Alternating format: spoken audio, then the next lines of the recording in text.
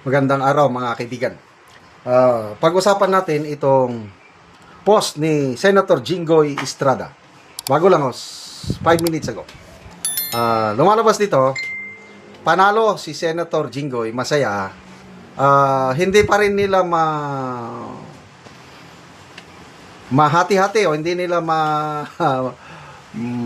mabawasan ang bilang ng Brave 13. Panalo, Brave 13. Bakit? Mayroong warrant of arrest si Senator Jinggoy, kailang bailable. Mababa nga yung bill, 90,000 lang. Dahil graft charges lang yung inaprubahan ng Sandigan Bayan. Oh. Kasi ang daming kwan, may plunder, may graft, may ano pa dyan.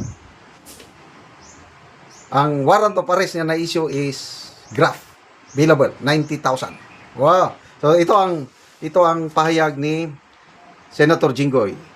Statement of Senator Jinggoy Ejercito Estrada on posting of bail before the Sandigan Bayan.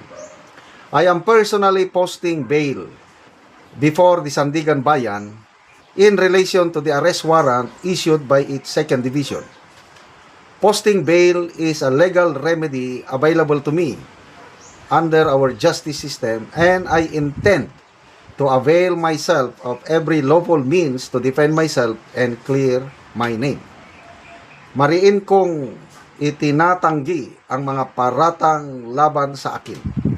Ang mga ito ay walang batayan at walang bahid ng katotohanan. I respect the rule of law and our judicial institutions. And this is precisely why I am posting bail and personally submitting myself to the jurisdiction of the Sandigan Bayan. Umaasa ako sa patas na pagtrato, due process at pagiging walang kinikilingan sa pagdinig ng kasong ito. Nagtitiwala ako na sa huli mananaig ang hustisya at ang katotohanan. Amen! To me, panalo ito ng Brave 13. Dahil kung ang desisyon ng Sandigan Bayan is, example, yung plunder, mas mabigat yun. Kung yung plunder ang inaprubahan at isyuhan ka ng warrant of arrest, non-bailable. Yun na, makukulong na si Senator Jinggoy. So, bakit I think 3 kaso yung naisampay? Plunder, graft, may isa pa nakalimutan ko. Bakit isa lang ang na-approve? Yung graft lang.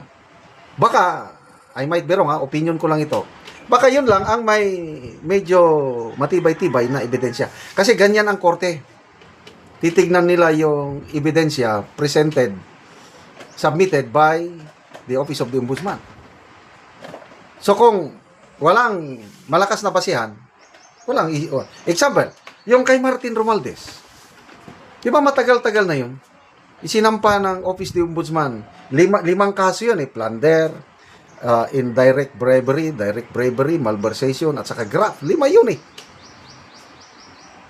Tapos, ang mga basihan lang na nalaman kong basihan ay yung statement ni Gutesa at statement ng Brave 18 Marines.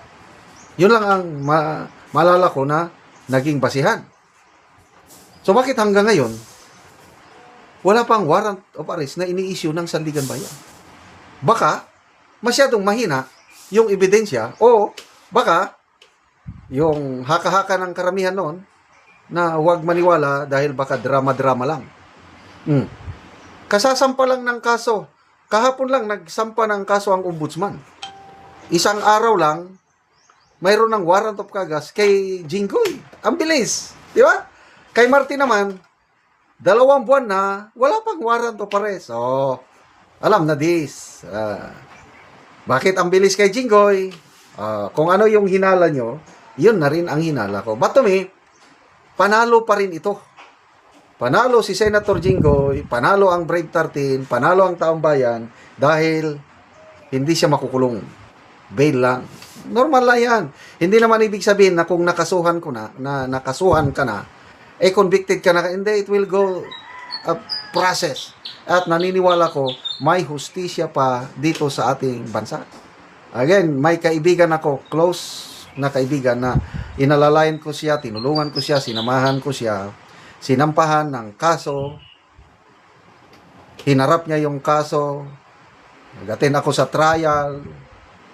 In the end, napakahina ang ebidensya presented by the prosecution, ang mga witnesses, ang hihina, ang gagaling ng abogado ng kaibigan ko.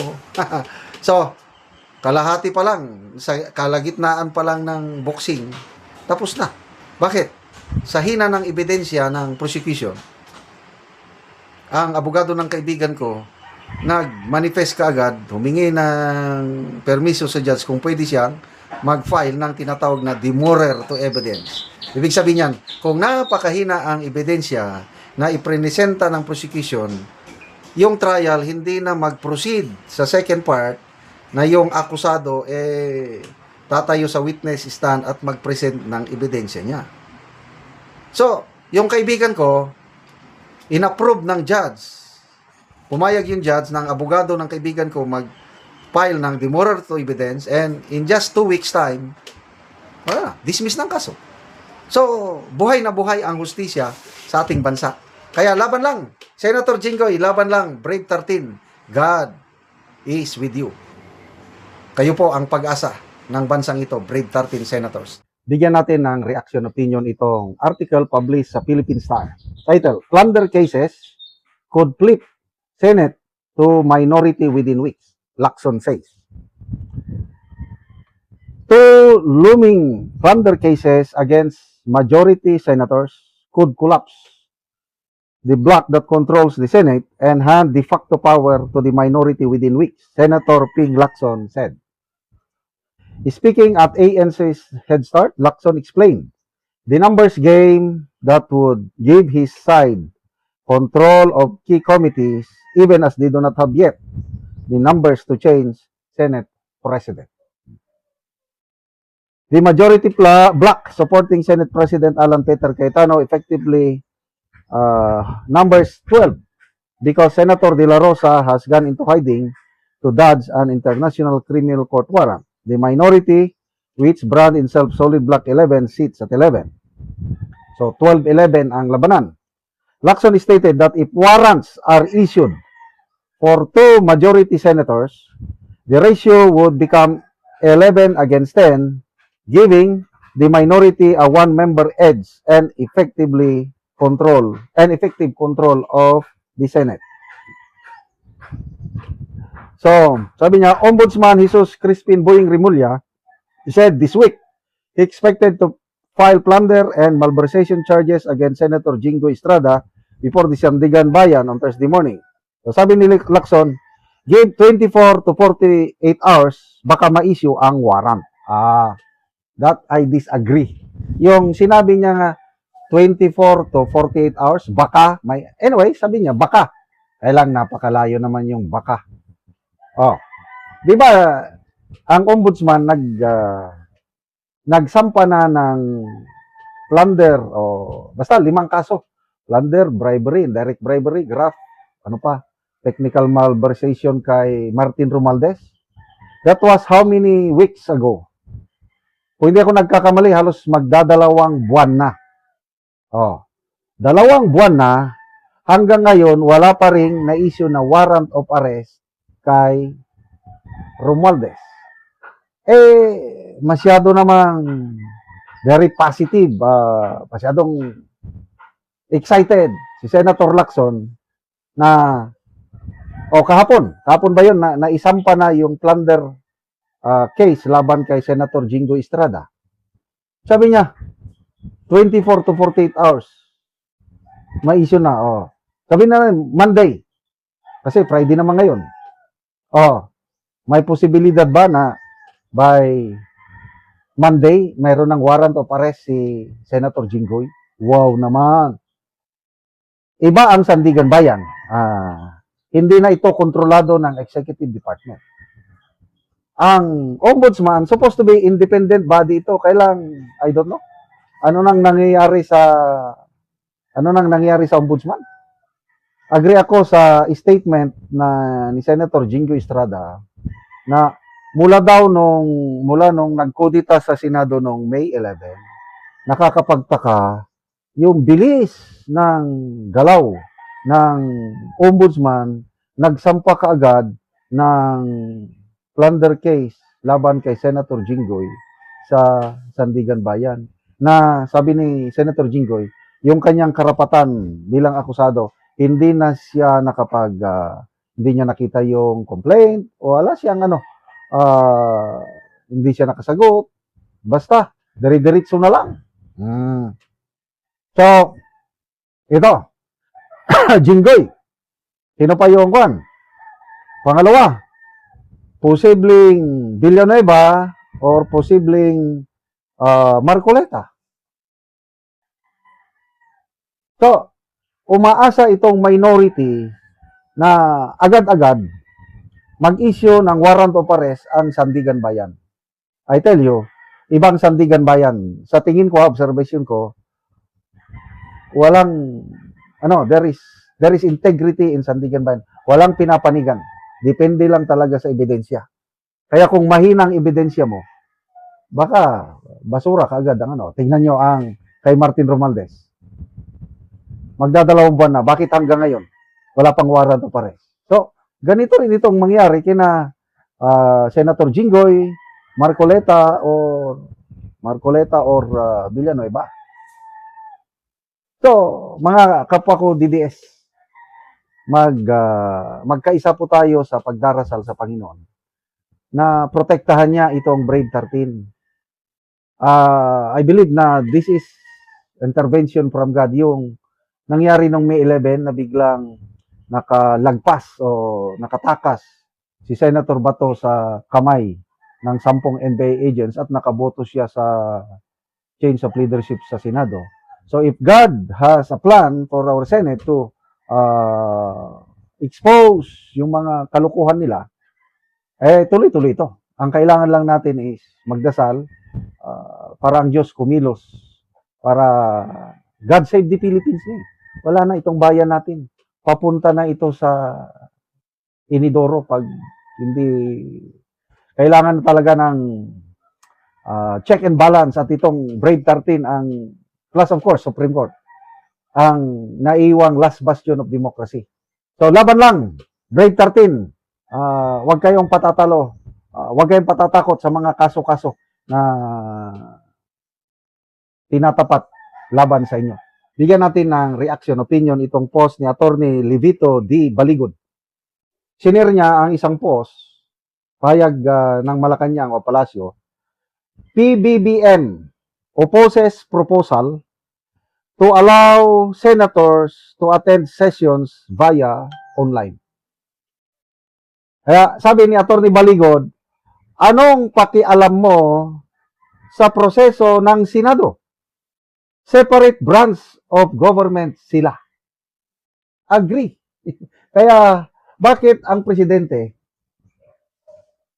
na dati-dati tahimik naman, bigla na lang nakisawsaw dito sa bangayan ng Brave 13 at saka SB 11.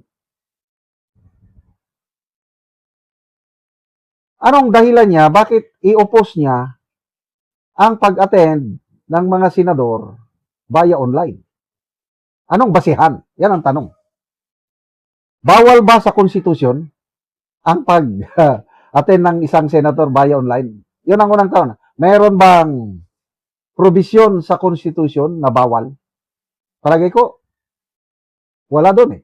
Kasi, nangyari na noon, panahon nung nakakulong si ex-senator De Lima, nakaka-attend siya via online.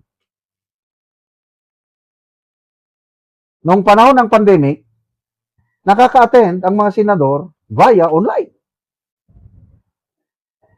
Sa Kamara, according to Congressman Edgar Erese,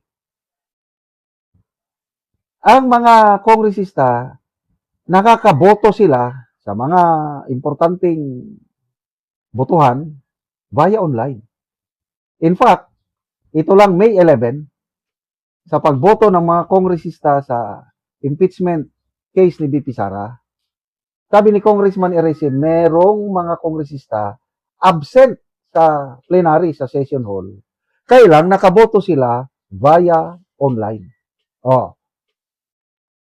With these considerations, ano naman ang dahilan bakit ayaw ng minority, bakit pati ang Pangulo nakikisawsaw na rin na huwag, hindi pwede.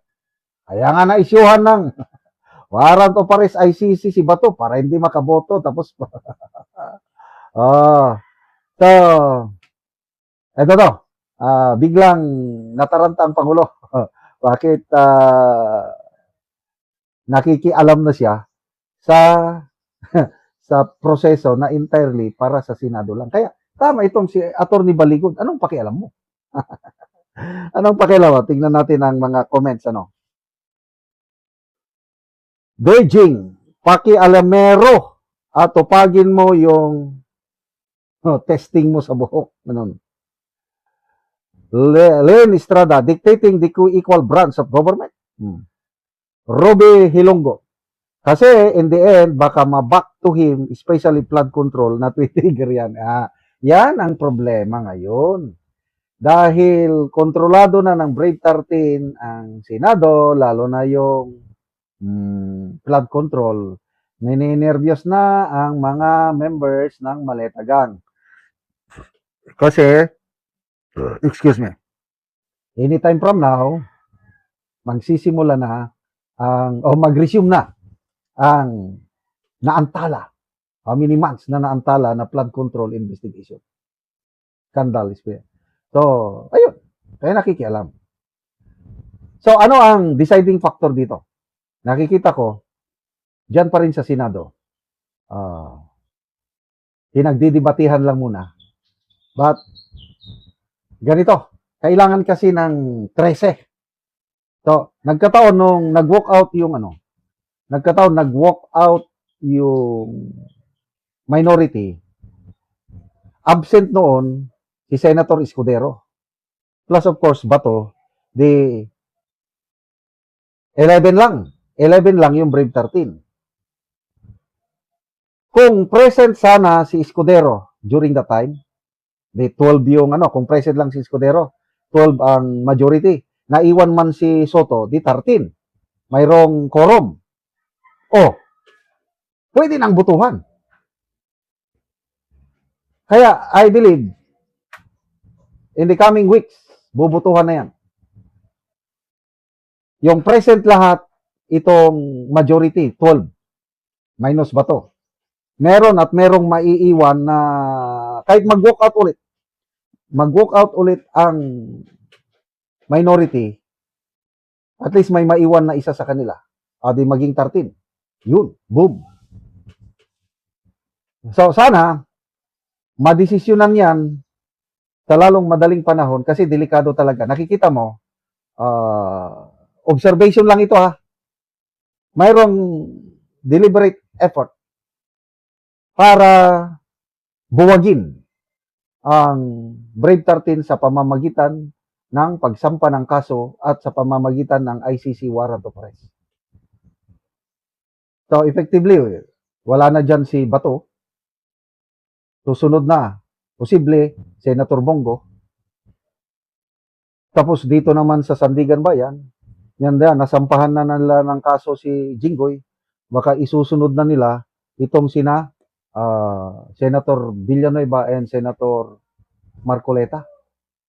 So umaasa, sabi ni Lacson, umaasa sila na within weeks mag-collapse ang Brave 13 sa pamamagitan ng mga kasong isinasampa sa Sandigan Bayan. Kaya ang solusyon dyan, ma-amend ang rules para, example, kahit nagtatago si Bato, go, nakakulong, kung sino man ang makulong, at least makaboto pa rin. Kaya importanteng labanan ito, yung electronic voting.